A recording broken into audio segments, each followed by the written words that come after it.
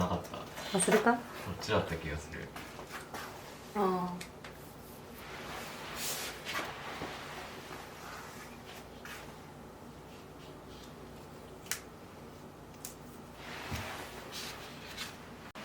はい。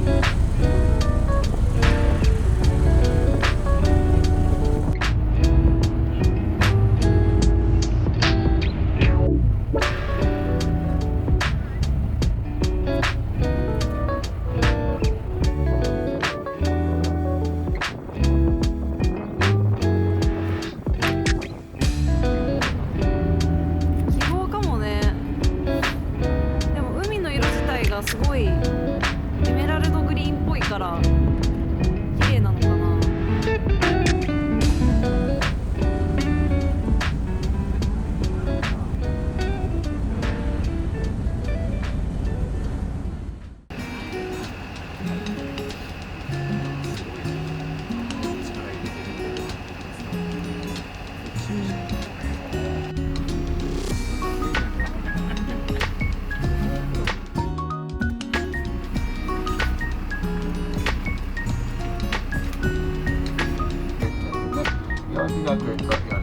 すごいね。真ん中大きなのは何あれ、要塞みたいなのがある。一番奥が中学校体育館となっております。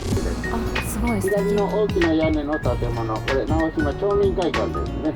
直島ホールと呼んでおります。建築家は三部一博という建築家ですね。これはね、安藤忠雄さん設計のトイレなんですね。とってもね、暗くて使い勝手が悪いんですね。東側の本村港ですね。最初のバス停になります本村港桟橋前です。家プロジェクト安藤ミュージアムご鑑賞のお客様、